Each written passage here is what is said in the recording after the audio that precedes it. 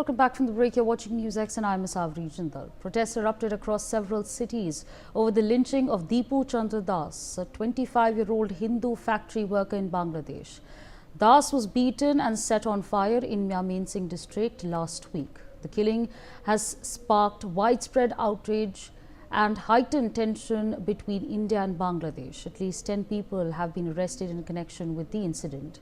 Earlier, Bangladesh has suspended visa services at its High Commission in New Delhi, as well as its mission in Tripura and Siliguri, citing unavoidable circumstances amid protests outside its diplomatic premises. Joining us at this point in time is Bohranul Ashikin, a Bangladeshi journalist with us. Thank you for your time speaking to us on Newsx. I'd like to understand from you, when we talk about Protham Olo and the Daily Star, both the buildings were set ablaze. There was vandalism that was happening left, right and center. Would you say that there's been an attempt to muzzle the journalists in Bangladesh?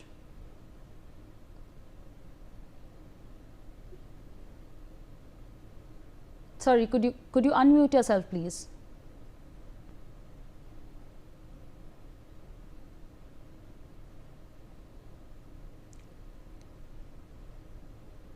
All right, we're facing some troubles over there with your connection. We'll come back to you momentarily, but for now, again, updates they're coming in at this point in time. We're of course in the aftermath of the protests and the mob lynching that has taken place in Bangladesh. Across India, there have been protests that have taken place in Mumbai, in Delhi, in Kolkata, and many other states. There are protests that have taken place. We'll try to get that connection sorted very shortly, but in the interim, I'm being told that Advocate Hassan Tarique Chaudhry, Advocate Supreme Court of Bangladesh, is joining us live at this point in time. He's also a renowned human rights lawyer and scholar. So thank you for your time speaking to us on Newsx. What exactly has the situation been like in the past 1 week? We've seen an angry mob on the streets. 2 newspapers, the buildings of those newspapers have been burnt down. What exactly has the situation been like? Situation is volatile. Thank you, Newsx, and thank you, friends, for your concern.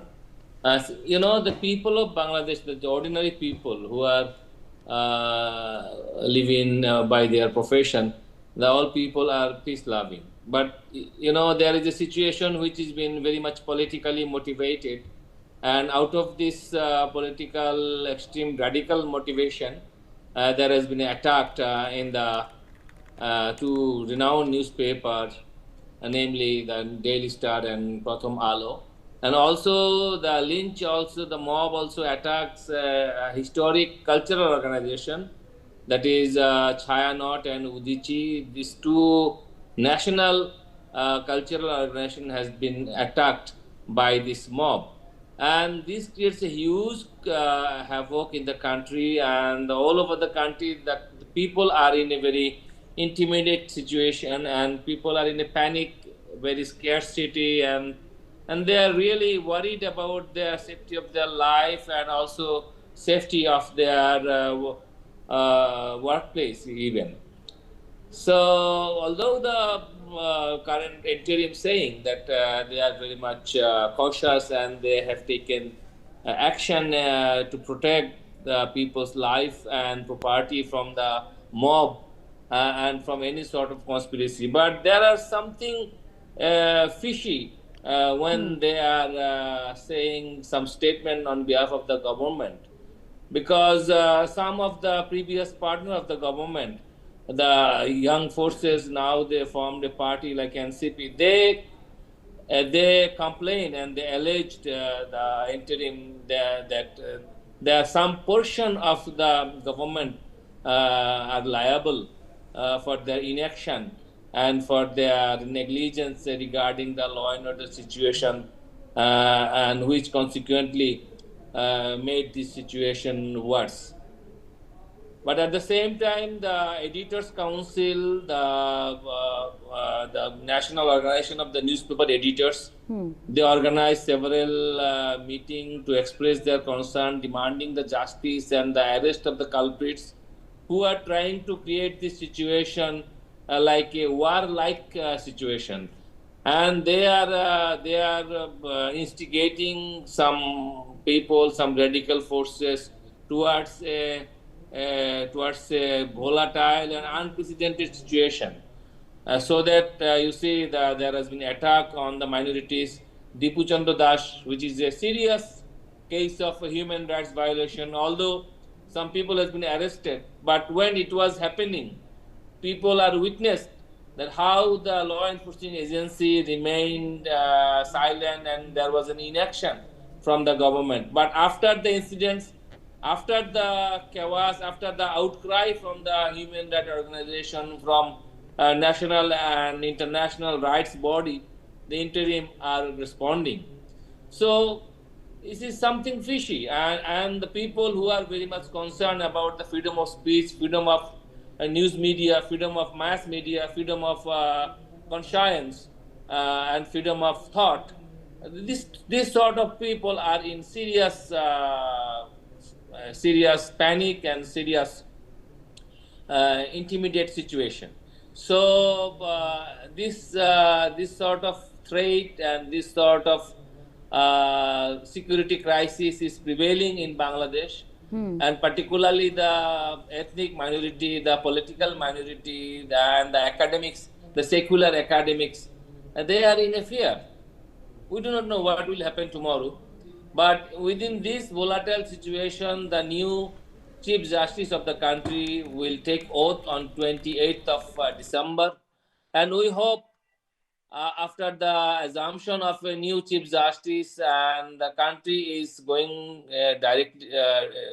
towards a national election, both parliamentary and referendum. So if the election process is going on, I hope there will be some sort of development of law and order situation, because the government who already declared a election schedule, they at least they have to remain alert to maintain the law and order situation so that election can be done easily.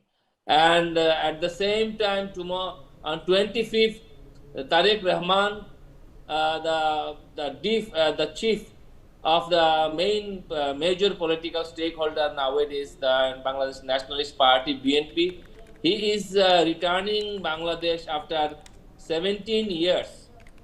So this is a significant development in the Bangladeshi political situation, along with the mob lynching, the gross human rights violation, attack on the religious and ethnic minorities, and the inaction from the government side, and also the question, the controversy over the level playing field of the election, over the fairness of the upcoming election and election commission is still going on. Right, absolutely. You've spoken about Tarique Rahman's return to Bangladesh after 17 years. What hope does that perhaps bring to the people of Bangladesh? Because, you've of course spoken about Dipu Chandra Das as well. The visuals are running on our screens right now where he was pleading to the security to let him go, and they were the ones who actually handed over Dipu Chandra Das to the angry mob, and we saw of course what happened after that. He was set ablaze, people were stomping all over him. So what exactly is the hope that comes with Tarique Rahman coming back after 17 years? You see, in Bangladesh, there is a serious political imbalance.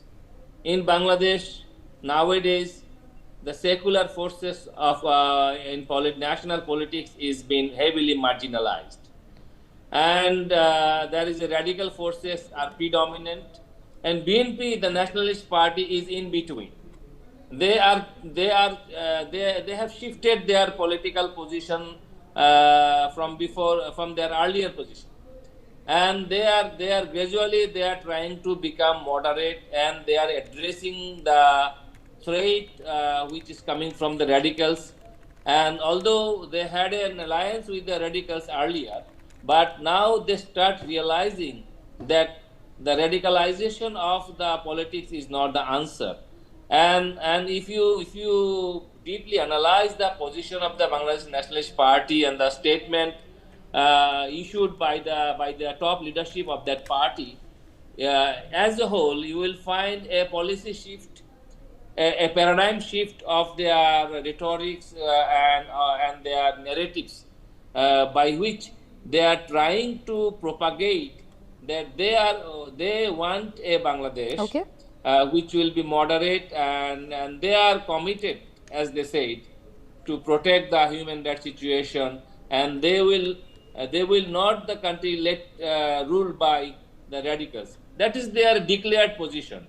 So Tarique Rahman's arrival in Bangladesh, I hope, and many people hope, even including the all the leading newspaper who met a few days ago in a hotel in the capital after the attack of the two Right. renowned national daily, Right. they also expressed the same view that a democratic transition is necessary to keep the situation peaceful and stable. Right. And for Absolutely. that reason, we need to have a moderate political forces in the political mainstream. All right, let me get on a word from Bhoranul Ashikin, who's a Bangladeshi journalist joining us at this point in time. Bhoranul, if you can hear me, I was trying to understand from you, are journalists in Bangladesh being muzzled at this point in time? I have expressed my concern on this incident. The interim government also expressed their concern, and so many people who are involved on this arson and vandalism, they were captured by the law enforcement agencies. These types of incidents not only happen in this time, we have also seen that in previous daily newspaper Diganto as well as daily Amardesh also vandalized and arson. So these types of situation is not the first in Bangladesh. In the Prothomalo and Register was arson and vandalized. The major political parties already showing their concern. The civil society and the journalists also expressed their concern. So obviously, this is the threat of freedom of express, and we and the interim government already taken so many measures to control these types of incidents, and so that these types of event cannot be happen in the future. So we have mentioned that Dipu Chandra, he was brutally killed by some miscreants.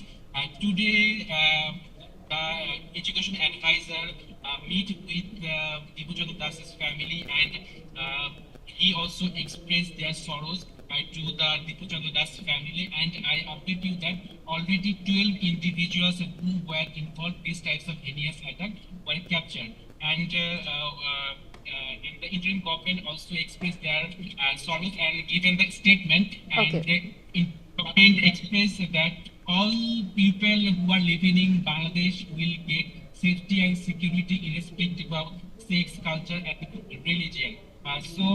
In this moment, the situation is tension between Bangladesh and India diplomatic relation. Today, in the earlier, High Commissioner Pranab Verma is summoned by the Right. foreign, and